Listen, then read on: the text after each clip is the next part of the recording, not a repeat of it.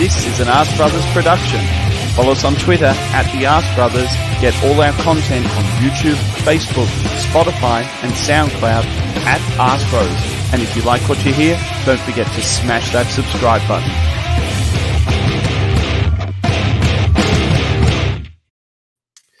Sometimes, Darren. Sorry, I was just going to say it's a pity this is a crap podcast because that opening music's really good. It is, Darren.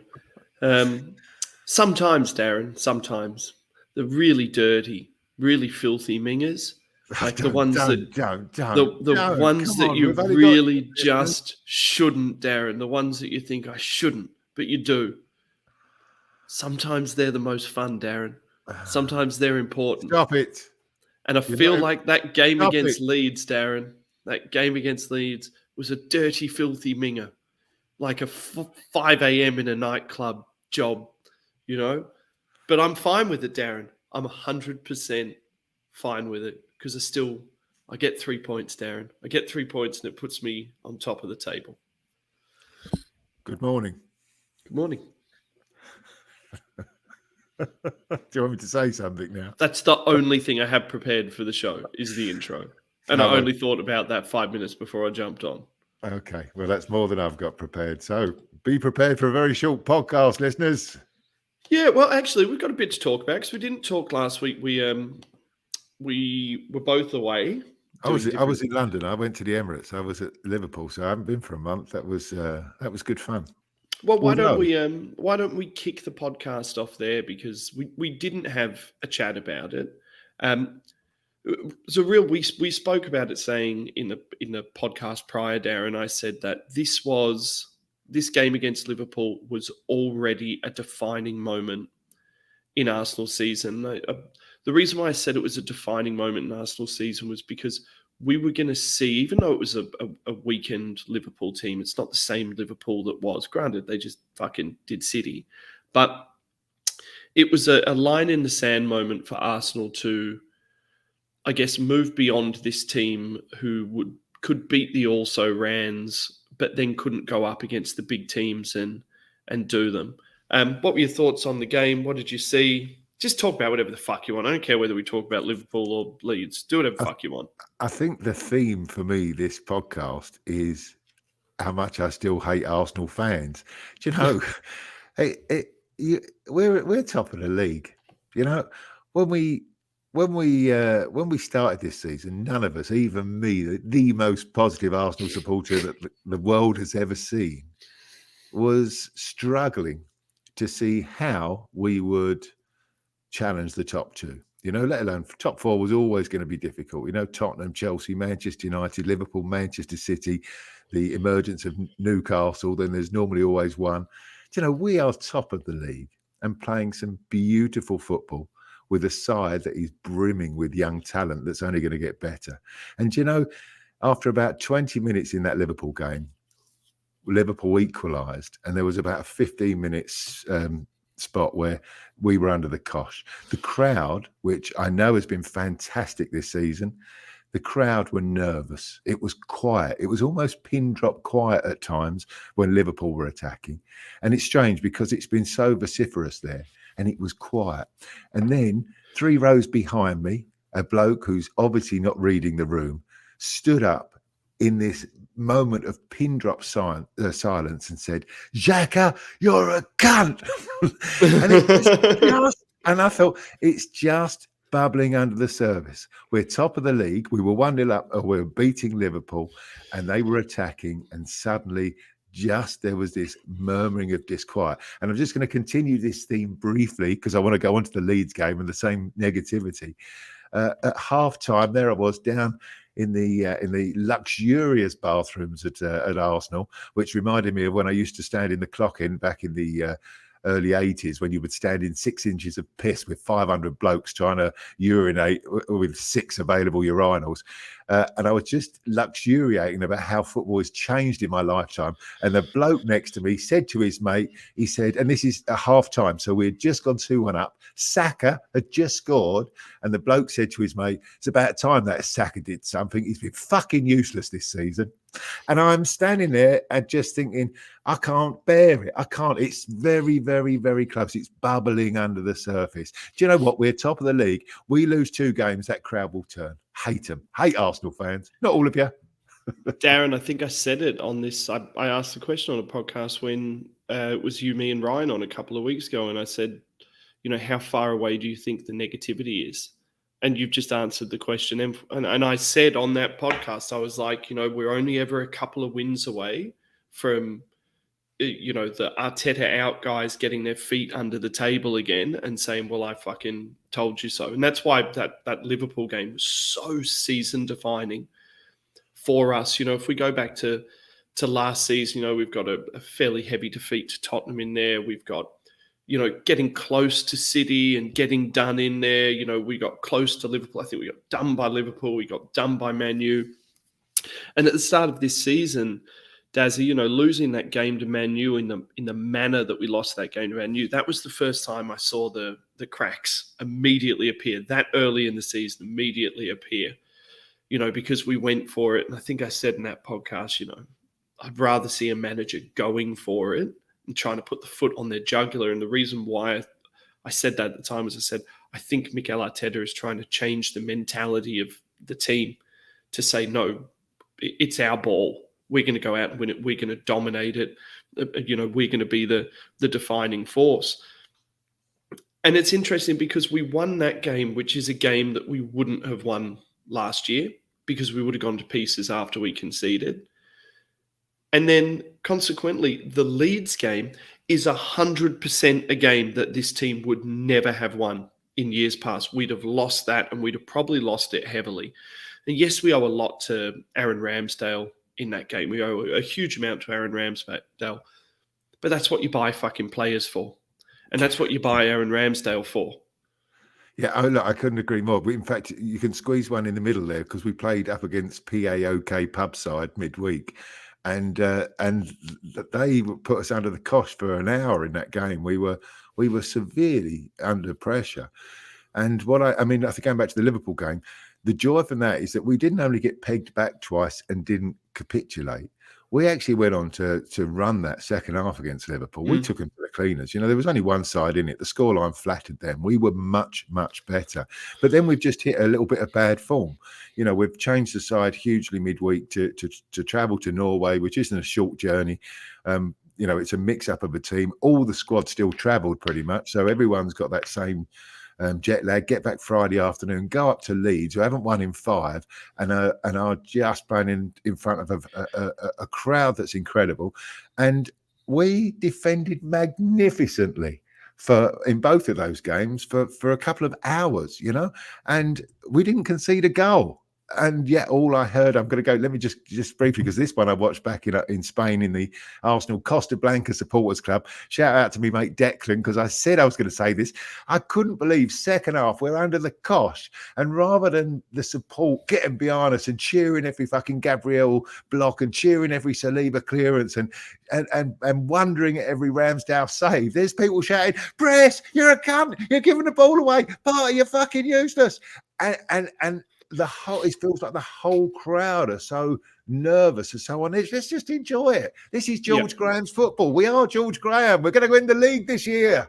So I'm in a football tipping competition, and I tipped this game to be a 1-1 draw. I tipped it because, when you've got teams playing multiple competitions in a very, very heavily compacted season, especially this end of the season before we come up to World Cup, we've got lots and lots of games. We've got a thick October followed by a thick November. These are the games when teams who aren't playing in multiple competitions are at the bottom of the ladder. This is when they have the opportunity to go and do something. And it happens every fucking season. And if you're a fan of football and if you watch enough football, you must understand that these things are coming. We get done by Southamptons. We've been done by Brightons in the past, and it's not just us. I think if you look back at City's loss record, someone put a thing up. I'm going to fuck the stat up. But City have lost more games to teams in the bottom of the table than they have to teams in the top of the table in the last 3 years. And granted, it's not very many games. It's a handful of games. But that's because, you're going to get these mental flat spot periods when you played 3 times in a week, or when you're coming off this extreme high of going and doing Liverpool. And then for a lot of those players actually having that middle period off, maybe traveling and not playing, and just got caught a bit cold. And in saying that as well, Darren, had we been able to fucking finish, we'd have blown Leeds off the pitch in the first 20 minutes. We left 3 goals on the table in the first 20 minutes. And then they just got into the game and we just ran out of fucking gas. Don't know if you saw it the same. Yeah, I mean that was exactly it. I thought the second half, the disappointing thing where we didn't look like a Manchester City or a Liverpool is that once we couldn't get the game back under control. We didn't have, Partey didn't have his best game. The midfield couldn't hold the ball. Jesus was probably as ineffective as he's been in an Arsenal shirt so far this season. And it kept coming back and back and back. And it was a game of attack versus defence. It was almost what they do in training, I'm sure, for hour upon hour, where you just, clear the ball up and it's another attack. And you know what? We did hang on and we were lucky and we rode our luck and we got all of the decisions right as they were. We got all of the decisions going our way. But, you stand back and look at that game and think, this is a game we would have lost. And if Bamford had scored that penalty at 1-1, I actually think, I'm hoping that's our side has got enough within them that they actually would have gone up and just turned up another gear again, because that's the way we've been playing this year. It was a worrying couple of games. We've looked a little bit lackluster. We haven't been in control, and yet we've got 6 points from those 2 games, in the Europa League and in the league, and we're at the top. We're still there. It's an unprecedented. This is the best Arsenal start in the top flight in the history of Arsenal Football Club. If we can't enjoy this now, it's almost like we're running ahead. It is a bit scary, isn't it? We're like a little skinny Ethiopian running up in a big marathon, and behind us we look over our shoulder, and they're quite a long way back. But there's a fucking big load of big geezers chasing us up the road. There's Tottenham keep winning, Chelsea keep winning. Liverpool beating Manchester City, Manchester United still there, and they're all. If you look at the league table, suddenly the Brightons have dropped away. The shitters are starting to go, and all of this cream has come to the top. But we're still there. We're running. I'm looking forward to the World Cup. But it reminds me so much of top 4 teams over the years, and how many times I've watched top 4. How many times have I watched fucking Tottenham play shit, and have Harry Kane drag one out of his ass and win the game? How many times we see Man U play shit? Yeah, and a fucking dive. How many times have we seen, Man U play shit? How many times have we seen City, Chelsea, Liverpool? I've watched Liverpool games where Liverpool have been fucking terrible, but they've got good players at the pointy end, and when their opportunity comes, they score. I know it's not the same, but I remember a game against Man U, I think it would have been about 4 years ago, and it wasn't when we were at our strongest, but we dominated Man U, and De Gea made something like 19 saves in the game and basically won the game for Man U, and we dominated them. And it feels like, well, it's just our turn now. And momentum's a real funny thing, Darren. It's they talk about it in golf, right? There's terminology in golf that it takes 1,000 swings to build confidence and one bad swing to lose it. Let me ask you a question then. Do you think, obviously with things that have happened this season, there's a full Premier League programme this week, and we were due to play Manchester City. Do you think we dodged a bullet because our form's a little bit wary and they've just got beat by Liverpool? Would they be up for it? I don't think we would have won the game anyway, because I think City are still a better version of us than what we are, and they have greater depth than us, and they have more resources to go into. So I wouldn't have expected us to win that game. I fancied us against Liverpool. I fancied us there. I thought we would go and do Tottenham. In fact, I put money on it, and I won money on it, and I picked the amount of goals, and I picked one of the goal scorers, and I picked the scoreline, and stuck a nice $250, $300 in my pocket. I never, when that Man City game was coming, one of the reasons why I thought the Liverpool game was so season-defining was because I thought lose to Liverpool, beat Leeds, lose to City, that's all the momentum gone. I don't think it would have mattered if we beat City or not. It would have mattered if we got blasted, if we got pumped. Don't you And think, Luke? Do you remember we're a little jaded, Darren. We're a little jaded, and I especially think, talking about momentum again, I kind of feel like, especially defensively, with Gabriel and Saliba, that they're young players and young men, and they say the hardest thing is that talent can reach a certain point, but when you're world class, it's the ability to maintain that level week in, week out, concentrate, prepare yourself, and keep going. And I always said at the start of this season, I don't think Saliba will maintain that level for the entire season. There will be drop off. And we have seen from Gabriel, I've been talking about it for a couple of weeks, that I think Gabriel is a little bit mentally frail and he tends to make mistakes. And then when he's not confident, his form starts to slip and he starts to do silly things and he starts to use his physicality to make up for those mistakes. So very, very long-winded. I don't think we would have beat City anyway. So I think it's a good thing that we get the rest because we got PSV after that. Yeah, Which I mean, really means we don't get a rest. We're still playing this week. We're playing Thursday night, so that's why we're not playing Manchester City. But I remember last year's game against. You're looking puzzled, Max. Because I'm looking at the fixture table and yeah, we're playing Thursday. Man City postponed, and then Friday's the next game, PSV. Well, Thursday for us, yeah, Thursday night. We're playing this week. We're playing. That's why our game is postponed. Because what was it? Why did I can't okay. remember? They cancelled it because the Queen died or something, didn't they? Yeah. You know, so that's why we. So we've still got a game, but our first team won't be involved in that PSV well, game. I think they will because this is the crunch 2 games. PSV are our rivals within that group. If we manage to win this group, we get a break. It's a new rule this year, isn't it? As if you win the group, then you get a week off. You get a bye.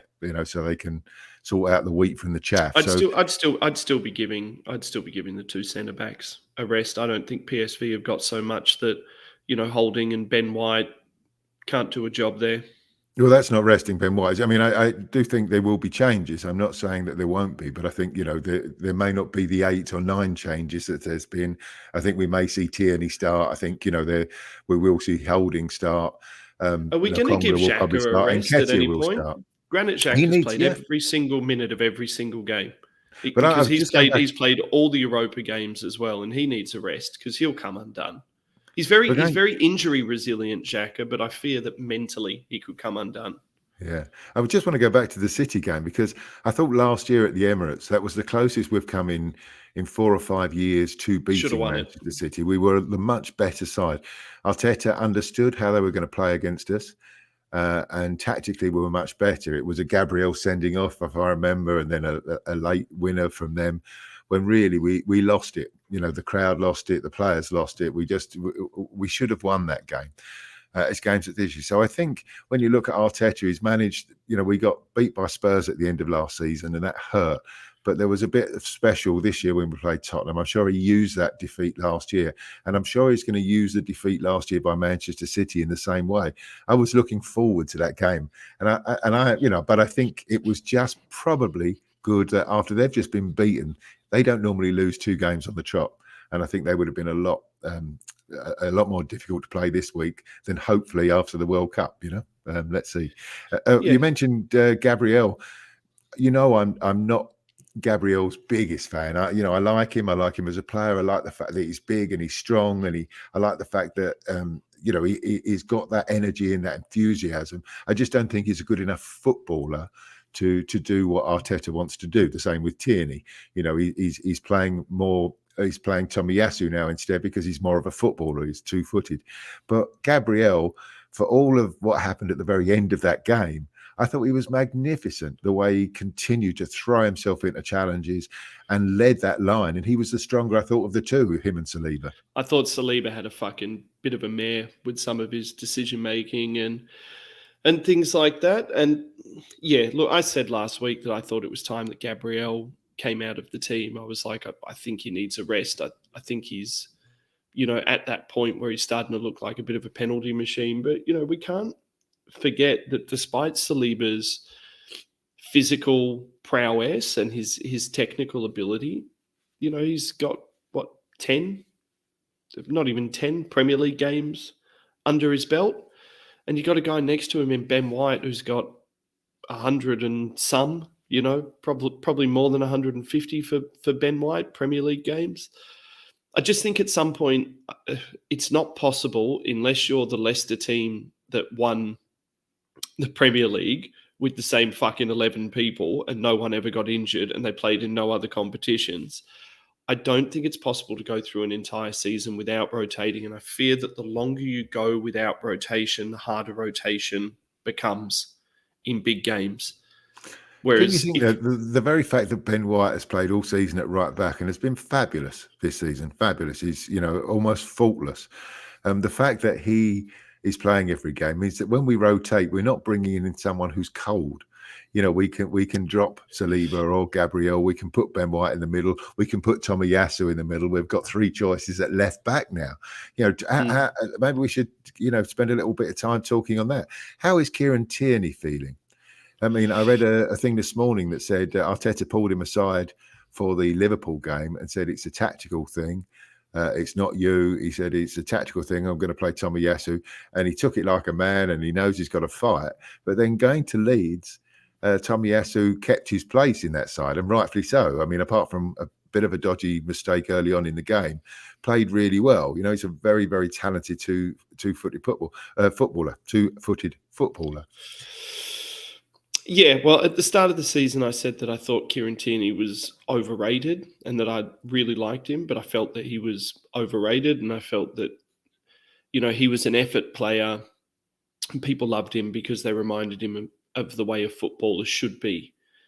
But that I hadn't seen enough from him that he was as good as what people had made him out to be. And I think Zinchenko proved that to some extent when he came in, because we look better with Zinchenko there. No one can deny we look better with Zinchenko there.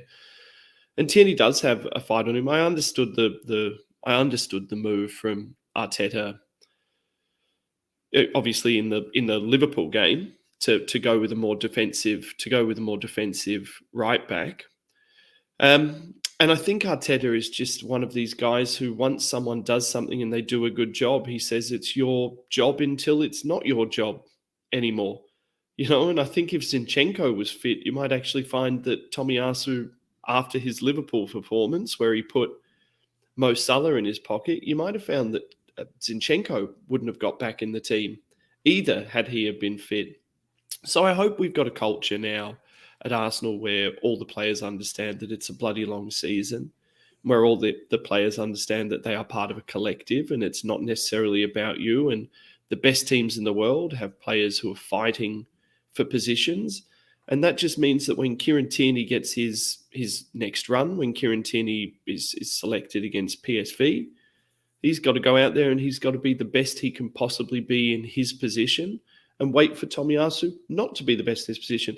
And in saying that, I thought Tomiyasu was a bit shit against Leeds. I thought he got caught out a couple of times. I thought his body positioning wasn't right, being on the other side of the pitch, and he let Leeds get in behind him a couple of times. So in a really long-winded way to answer your question, I think whoever's playing best in that position at the time, I think the way Arteta is built is it's your shirt until it's not your shirt. Why did Arteta take, I'm thinking of our regular commenter, Why Not Sentimental, who used to say at the start of every podcast, Arteta out. And there was some grounds for that. Obviously now it's almost laughable, the people who are saying Arteta should be out. What went wrong in that first year? I mean, I know he was a rookie manager and he seemed to me to get excited by the chance of getting a David Luiz or a Willian, because they were players he played alongside or played against. And I think, he jumped at the chance to get that. But when you look at the extending Aubameyang's contract, the signing of Willian, the signing of Luiz, these would have been things that Arteta rubber stamped. And yet we look at what he's built now in the last 18 months, and it's kind of incredible the difference in him as a manager in those first 18 months or the first year to the second 18 months. So on the Aubameyang comment, Aubameyang didn't give us an option but to re-sign him with his form and with his goals at the back end of, winning the FA Cup and that run. He was superb. So I had been do not give Aubameyang a contract the entire back end of that season. And then at the end of that season, I said, you got to give him a contract. You know, but it's almost like Theo Walcott. You know, Walcott was on his way out the club, and then we moved him to centre forward, and he scored like fucking 5 against Reading and, 3 against Newcastle, and became the greatest player in the world until he signed his contract. And then maybe this is a good time to pull you up on your love of Theo Walcott and Ainsley Maitland-Niles and Alex Iwobi, and players that I always liked a player who just tried. Yeah, just tried. No, but Walcott never tried. He hid. He did try. Always hid. He hid. He never fucking hid. Look at his stats, Darren. He's in the top 5. Yeah, when he played centre forward, he was great. But he's in the top 5 at Arsenal for goal contributions per minute. He played of all for a time. 10-year period where we couldn't spend any money because we were skint. Why are we fucking with Theo Walcott? Why well, are we saying I love him. I know, but Theo Walcott, Ainsley Maitland-Niles, Alex Iwobi, who's got a great goal at the weekend. But these are players that people champion that we should be keeping and building teams around, and now they've just disappeared off to subs benches in lower league teams. It's. Are we going to get back to the question that you are? Are we going to get back to the question? £20 million for Ainsley Maitland-Niles from Wolves. That was another stupid decision. Stupid. Yeah. So the other thing I would say on that is, I think everyone has a thought process in their head, because of the way we've been brought up watching football, that managers have, that they have to rubber stamp things. It's not the case. It's not the case in business. It's not the case when you're a senior manager in business. You get directives from boards, from shareholders who say, from stakeholders who say, this is the plan and this is the progression and this is what we're doing. So on that, I wouldn't necessarily make the assertion that Arteta rubber stamped everything because that was what he wanted within his first year while he was still trying to get his knees underneath the table. To some extent, I think it's possible. I think that there is a strong possibility that he may have shown some, come on, Max, English. He may have shown some resistance to some of these things that were allowed to happen, and those things may have blown up, which might actually have allowed him to have a little bit more say in what he's doing. Okay, well, I mean, for a start, I think the only way a club is successful is if the manager has 100% control. I don't believe that's true on the staff, because if you're going to employ a manager who wants to play a certain style of football, I absolutely agree that you should take away the responsibility of contract negotiations, because he's talking with these players week in, week out, trying to get them to play football. He has to be able to go, your agents and the club will sort out contracts and money. He has to coach and manage those players. I'll tell you why that doesn't work, Darren. I'll tell you why that. No, well, I tell you, it does work. No, but I'll tell you why. Yes, but you're talking about different fucking eras, Darren. And you're talking about players. You're talking about times when players had loyalty and people would take unders, and they weren't in professional systems from the first time they were out, and the player managers didn't have as much power. So, you're a fucking relic, Darren. We all know you're a relic. But I'll tell you this is why it doesn't work in the modern scope of things, right? And this is why a board has to be making progressive decisions, because a manager may have between 3 and 5 years at the club at a maximum. I don't know what the stat is. If any of our 4 listeners can pull up a stat, I'd be interested to see what the actual average spent time in a job in the Premier League is. And I think it'll be less than 2 years. I think it'd be less than 2 years, which means every time a manager is making decisions, that manager is making decisions that's going to keep them in a job, because they need to win to be in a job. So if they need the job and if they want the job, they have to make decisions for now. Let me finish. When you have a board, the purpose of a board and the purpose of a VNI and the purpose of an EDU is to start planning for long term. So they have to plan to get rid of the manager, and they have to plan for when those players are gone. So you've got succession planning, you've got long-term planning, you've got turnover planning, And a manager cannot be solely trusted to do that, because you will never have an Arsene Wenger again, and you will never have an Alec Ferguson again. Those two things will never happen in modern football again, which is why you need these structures. I'll meet you halfway, because what I'm saying, you're sort of missing the point. I understand now that, with professional footballers are different to what they were in my old age, back in my youth. But what I'm saying is that for a manager to be successful, and Arsenal have proved it with their, they kept George Graham for a long, long time. They kept Arsene Wenger for a long, long time. And I hope they'll keep Mikel Arteta for a long, long time. It has to be a collaboration. Arteta has to say, right, I want this sort of left back. I want a Zinchenko. I want a Tomiyasu, that sort of player. Go and find me them. I understand that there's that. And I think the problem was when Arteta joined, we were under a strange situation where for the first time in Arsenal's history, the owners of the club had gone with a Raul Sanieri and a recruitment guy who we'd brought in and spent a lot of money on. And we were investing that way rather than the manager. We had an Unai Emery come in. You're right. We had an Unai Emery come in. And this was the way we're going to do it. You're going to coach the side. And it was the first time Arsenal had gone that way. It was a mitigated disaster. Yes. Emery, it didn't work. With Arteta, you had somebody who understood the club. And obviously, it's obvious now, looking back, that he had a particular style of play. Do you remember that first year, 18 months? We talked a lot on this show. We don't know what his style of football is. We don't know, because he was given players that didn't fit or didn't work the way he wanted his squad to work. You can see now, definitely, him, Edu, and the board have got a clear focus on what type of player they want. And a Kieran Tierney, that was our superstar 2 years ago because he was the best player we had in the side, is now an also ran in this side, because now Arteta now wants a two-footed ball playing left and right back, and that's and those players who can play, at centre half as well. It's a clear change. So I think Arteta, that first year, I think it was forced upon him by the structure that we had at the club. But the last 2 years, you can see the difference. I think definitely that it is more collaborative now than what it has been. So the idea that a manager needs to rubber stamp everything, and a manager gets a final say, I don't believe that that's the case. But the fact that the manager gets a seat at the table, and an important seat at the table, and gets a vote from a decision perspective, and can put forward is able to put forward his candidates, and then it's Edu's job to say either yes or no and give him reasons as to why he doesn't want this player or why he doesn't want that player.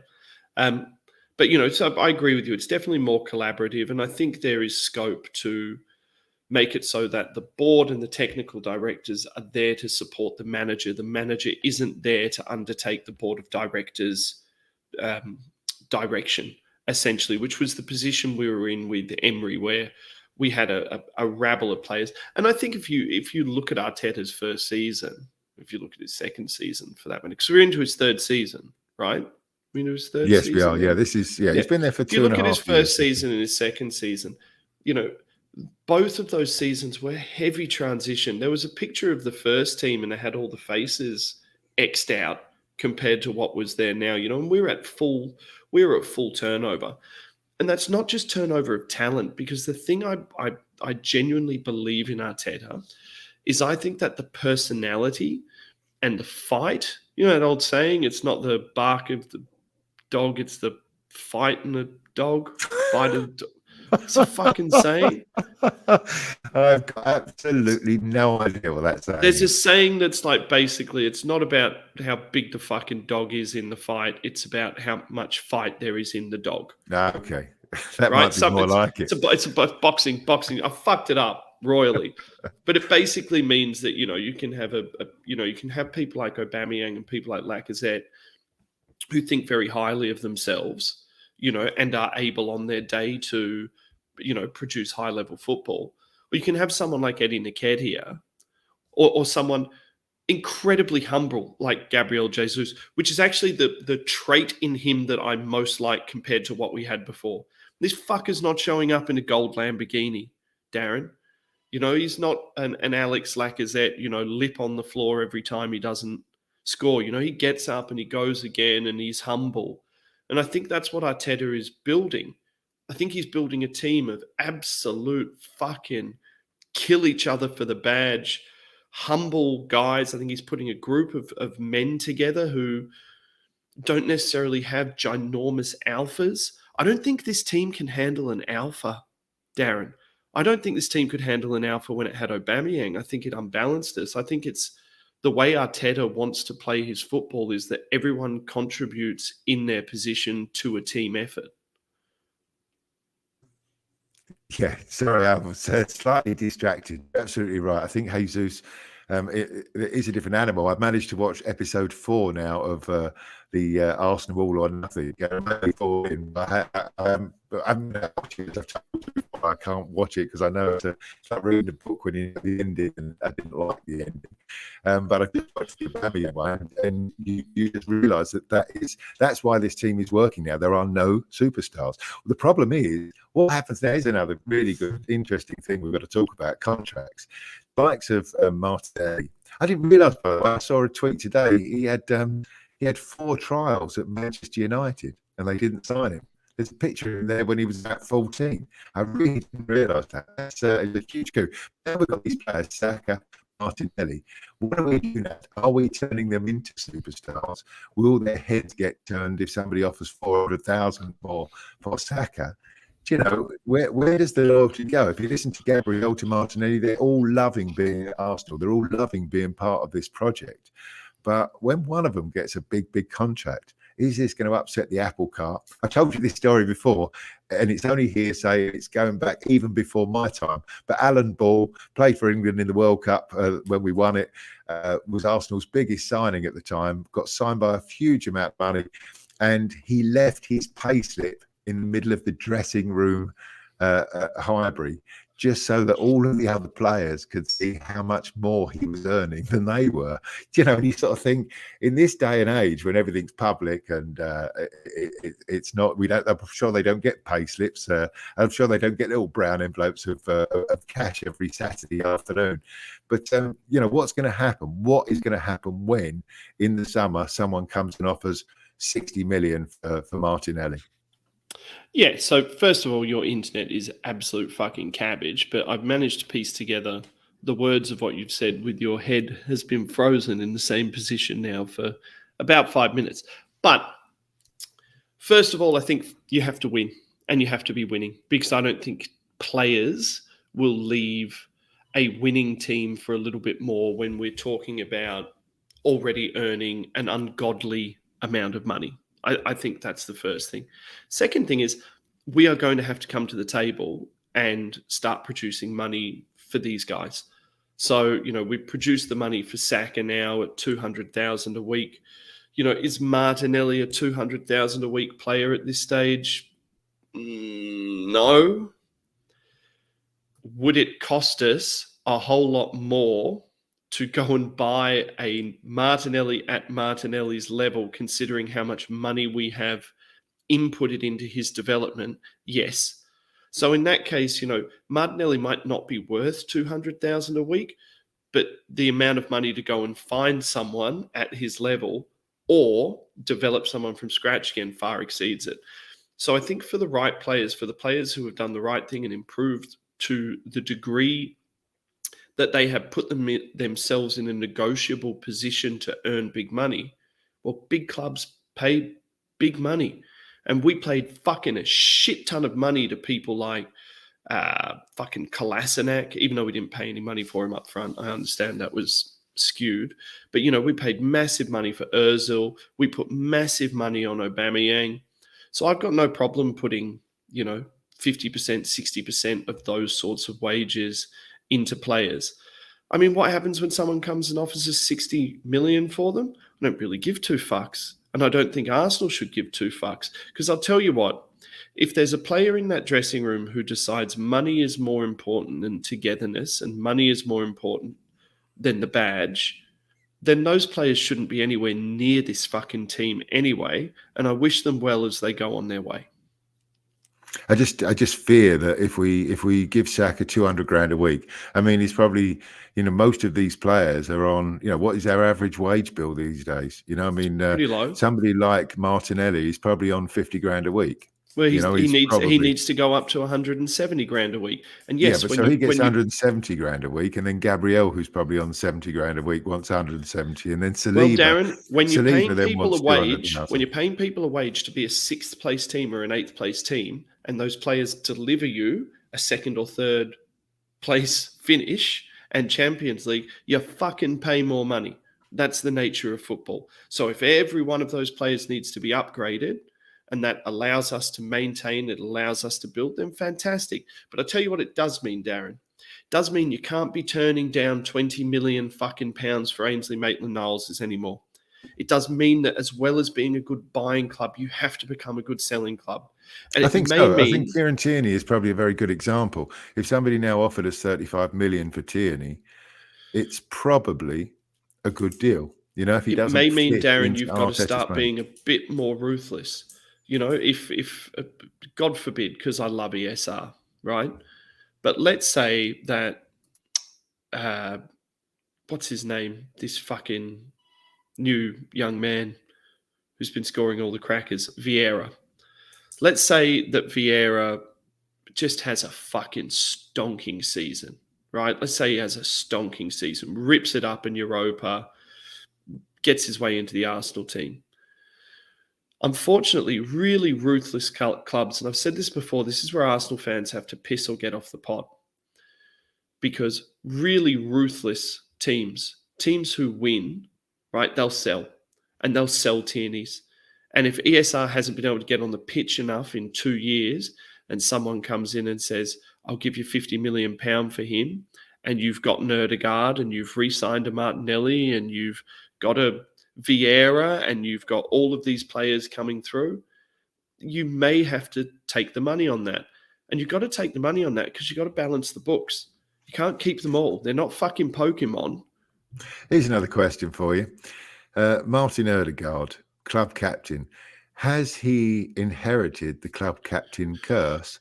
Whereas within 6 months, he may not be first choice, and Vieira may take over his place. I've noticed. No, that, I think Martin Odegaard's going to be first choice for a very long time. I think he is a spectacular, world-class player, and we shouldn't be so fickle as to see someone who does the things at the very top end of the pitch beautifully, as to forget how well Odegaard links that channel of the pitch. Odegaard is going to be a first choice at Arsenal for a very long time, and he is going to get better. I'm just looking at the fact that Odegaard has been substituted and replaced by Vieira in, I think, the last 3 or possibly 4 matches.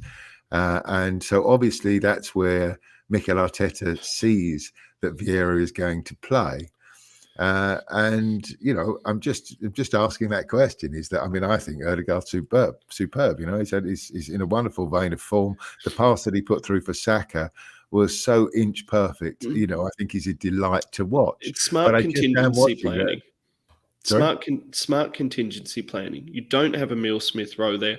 I don't even think Emile Smith-Rowe plays the Odegaard role. I think Emile Smith-Rowe is more of a left winger or a pure number 10 than he is the hybrid 6/8 that Odegaard plays. And I think it's smart contingency planning because you've got someone who you need to feed in. You have different positions that player needs to cover. The most likely position that player may need to cover would be Odegaard's position. So you get him minutes in that position and building relationships with the people around him.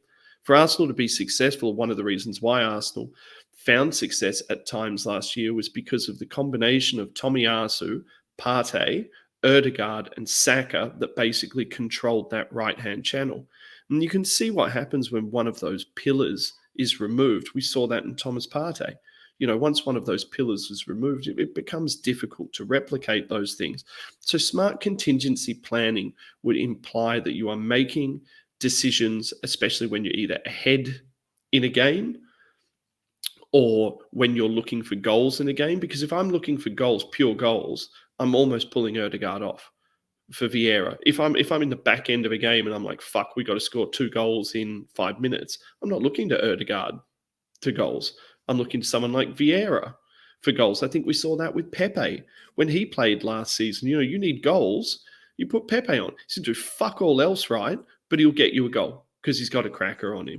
So I don't think it's a problem, and I think it's more of an indication that you finally have a manager who is putting in strategic ideas, strategically placing players at certain times on the pitch to make sure that he's got coverage for when the inevitable happens. What I would question is how much of that strategic nature have we applied to the position of Xhaka and the position of Partey? Well, let's have a look at one positive, one negative from the weekend.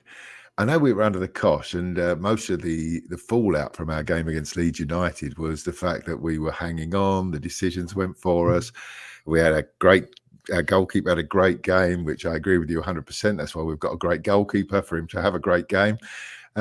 But I think what's been overlooked is that within that game, how well we played at times in the first half, the passing from front to back, the confidence playing out from the back, the first time passing that got us from one end of the pitch to the other was as good as I have ever seen at Arsenal. You know, it was reminiscent of those days when we had Vieira and Henry and Bergkamp. It was beautiful to watch. We were exceptional. Absolutely. And I think that we, in another reality, with Gabriel Jesus hitting the back of the net when he should have, and a couple of other things going our way, we easily had killed that game in the first half, and Leeds wouldn't have been able to get back at us. And the negative for me, I mean, look, we've done Thomas Partey to death, and I have started to understand the clamour to have him in the side. I've started to understand the excitement, because in the last 3 or 4 weeks, he has single-handedly been the man that has linked everything and has made us. He's been that good for quite a while, but yeah. I'm glad that you've seen it in the last 2 weeks. But then at Leeds United, that was, what's wrong with him? Why does he? Because it was, for me, it was him. That was the ball they kept passing to him, and it was him that couldn't handle the press from Leeds United. What do we do? Was he just sussed out by Leeds? Did they pick on him? I would say that there would be a tactical reason that is above what my pay grade and tactical ability is to see, as to why they worked out how to isolate him. And this has been said a couple of times, but when people look at a conceded goal, I've forgotten who was saying this. It's the bloke who used to do what's his name? He used to do the Arsenal shorts where he broke down the game for Arsenal.com. Ex-Arsenal player, really smart fella. Can't fucking remember his name. Sorry, think you're smart, like your stuff. He used to break down the games, and he would show... Adrian Clark. Adrian Clark. Loved me some Adrian Clark. They don't have him on Arsenal.com anymore. They should. He's on a podcast called... we shouldn't recommend other podcasts. Handbrake Off, one of my favourites. Oh, I'm 100% going to start listening to that. I've never listened to that. Because he's fucking diamond. Anyway, my point is...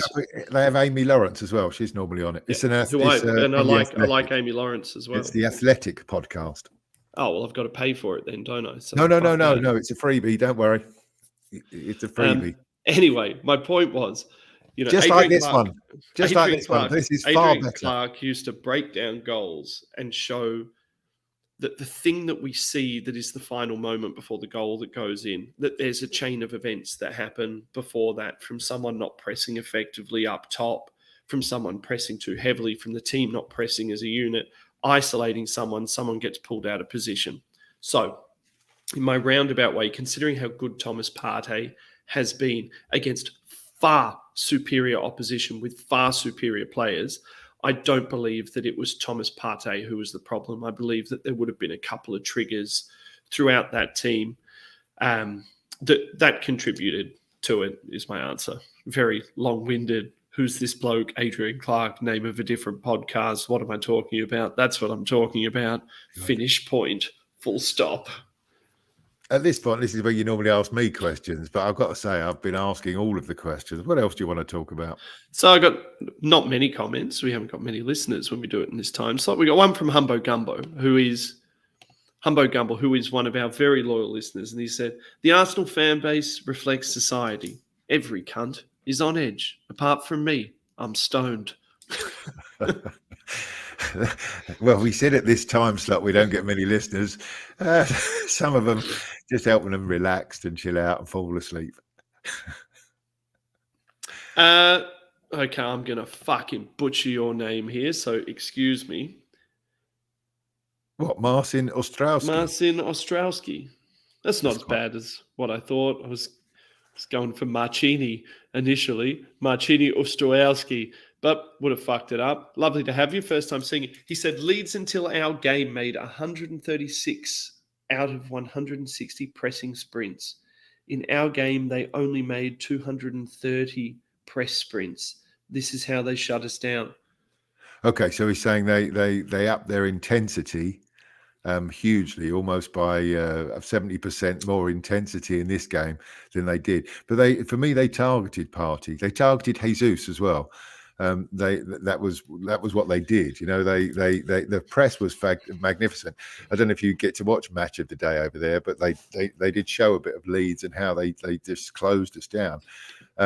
Luckily, we're not going to play against teams like that, but maybe teams will look at that and say that's how we stop playing Arsenal. That's how we stop Arsenal playing. And in turn, I think Arteta, as tactical as he is, would have looked at that and at the same way that someone can find a weakness and exploit a weakness. I find the next week that weakness is very quickly closed down by a manager, which opens up another weakness and a completely different thing. And this is football, and this way you have highly tactical managers. Darren, no, go on. I was just going to say, the other thing I've heard this week, and I've heard it from more than one source, which frightens the life out of me when supporters start to say this, is they say, we've got 2 easy games coming up. Well, it's funny you say that, Darren, because I was just about to go into that. So we're at home against PSV on the Friday. We backed that up. Come on, just because you're in Australia, we're playing on Thursday. For me, it's a Friday, Australian time. Yeah, okay. I know, but they're playing in Europe, so it's Thursday. Okay, so we've got PSV on Thursday. We back that up with a Sunday game against Southampton. I don't think that will be a particularly easy game for us. I don't think Southampton are great. We've then got another Thursday game after that, our second game against PSV. And then we go and we're at home to Forest. And then we kind of crescendo that off with a game against Zurich and then a game against Chelsea. We could be going into the Chelsea game 6 points clear at the top of the Premier League. Do you envisage that? Because I think Manchester United are playing Tottenham in that time. It's a great couple of weeks. On paper, we've got 2 games that we are eminently winnable. Do you see any slip-ups there? Are you going in there with fear or are you going in there with excitement? Well, what I would say, Darren, is I think that so far, outside of the Leeds game, which we managed to win anyway, I think that we have shown that we are resilient and that we are able to go in and get results. I don't see us losing either one of those games. I think Southampton are fairly crap. They're not a great team, and Notts Forest are crap. So no, I don't envisage a massive problem because I think Arteta's got these guys in a point where they are professional enough to go out there and get the job done. I think their mentality is to go out there and get the job done. Does that mean I'm as hugely confident against Chelsea as I was against Liverpool? No, I think Chelsea are slowly improving and making some moves. But Arsenal have given me no reason so far this year to have anything, Darren, but positivity. We're top of the league. We're 4 points clear. We've got a very big month ahead of us, that we need to get through. I think that it's more likely that Arteta will not play a hugely strong team against PSV. I think he will think that we've got enough. I think he'll take a very strong bench. That's what I think he'll do. I think he'll take a very strong bench and he will change it as and when he needs to. But I think we'll go full strength against those teams. And I think that by the time we play Chelsea, we will still be 4 points on top of the table. I think it's worth mentioning as well that for me, the highlight of the weekend outside of our 3 points was Manchester City losing a game.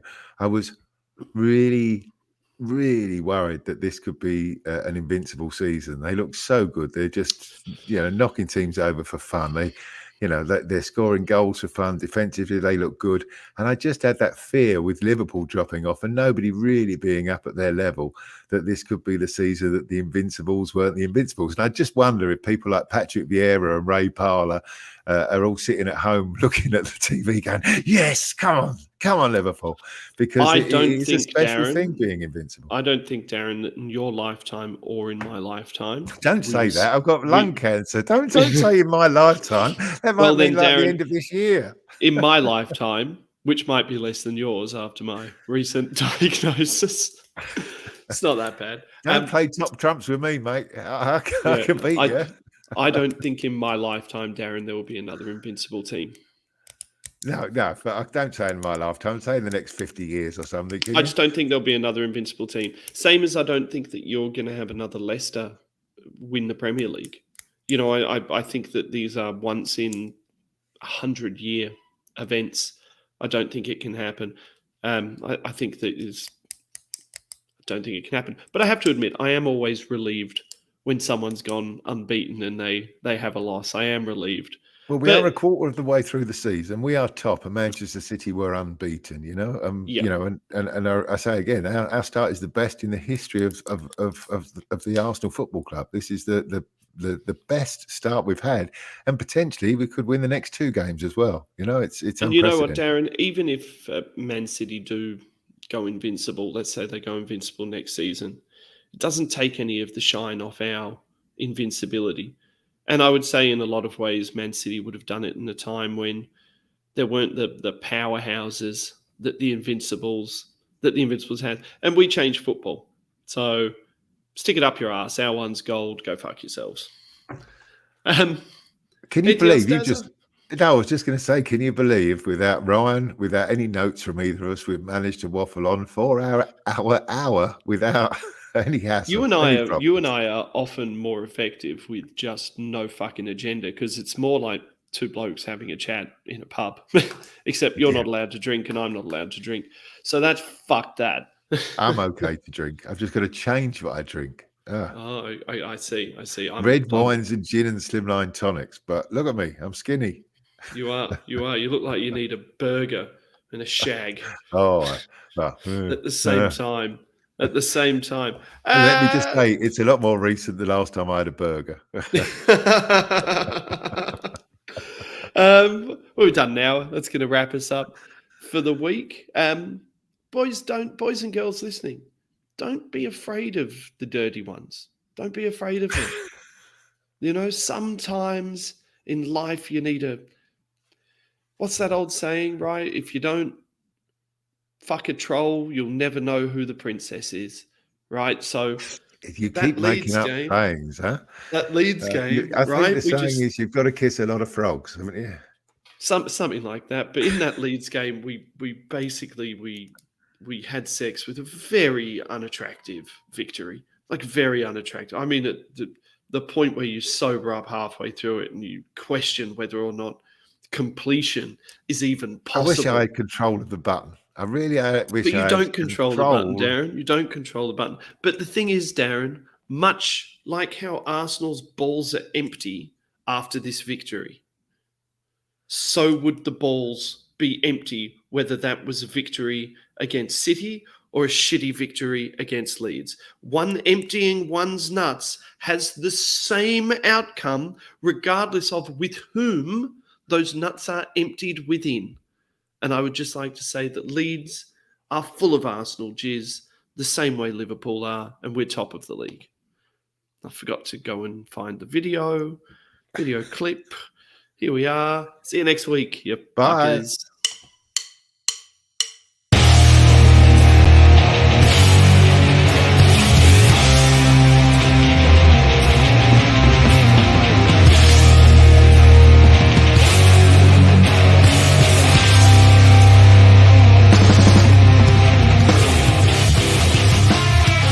This is an ArseBrothers production.